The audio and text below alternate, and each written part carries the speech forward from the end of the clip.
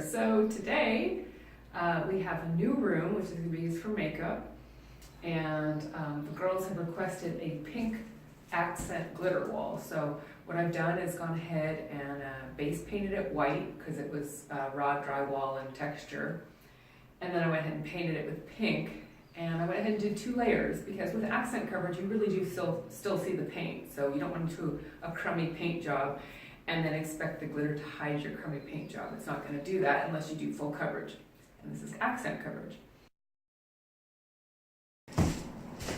Okay, so we're doing another glitter wall today. Base coated it with pink and just did like an eggshell, and it's a heavy textured wall.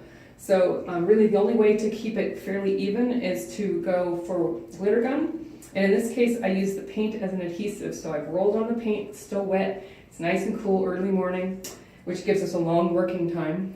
And I'm just carefully shooting using, like I said, the glitter gun. I have filled it with ultrafine and chunky iridescent Magellan Spark and Glitterati Rainbow.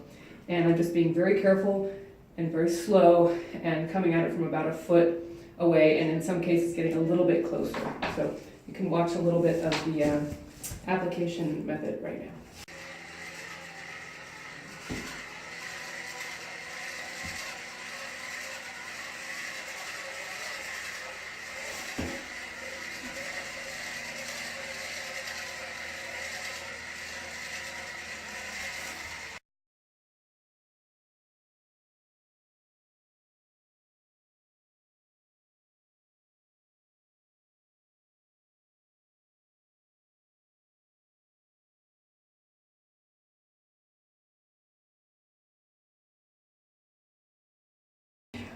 The one thing is, if you are doing a wall, you're very often going to have a whole bunch fall on the ground. Put down a piece of plastic, you can recapture the glitter, stick it back in the hopper, and send it onto the wall again, and just keep collecting and reusing.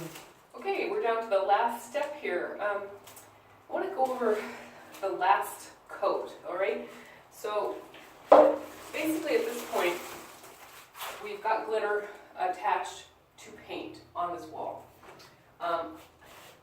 Honestly, when I do that, nothing came off of my hand. Nothing.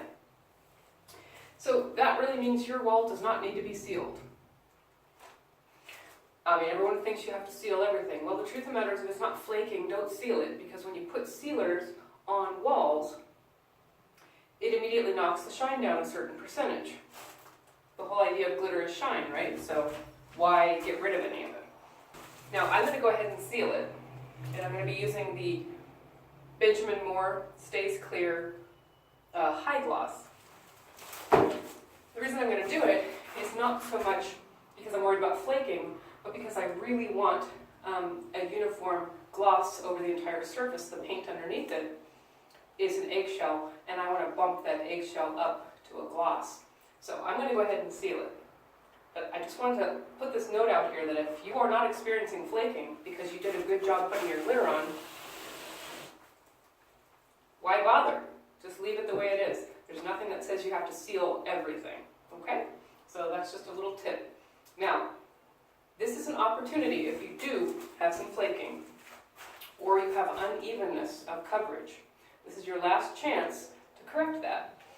You can go ahead and put some of this in a bucket, put some more glitter in a bucket, and brush it on, especially in the areas where you've missed. If you have missed, if you have uneven coverage, you can go in there and really make sure there's a lot of glitter in the spots that are missed, and you can also make sure that very little glitter, if any, goes in to the areas where you have too much. So, you know, this is a last crack at actually correcting the wall. Now, if you don't want to do glitter on your final coat, there's no reason to. Just put that aside. Just take the straight clear, and you can put it on with either a brush, or I actually like to use these car mitts. They're like a lamb's wool mitt, or an artificial lamb's, what is it? They call it well, all they're calling it is an acrylic lens.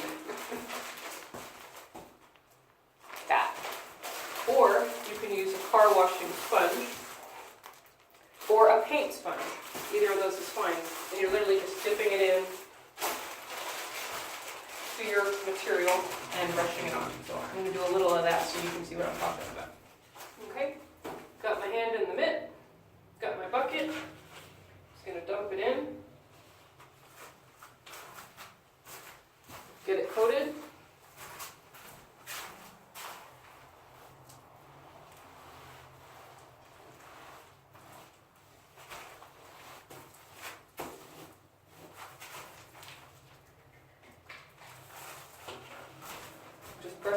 like that.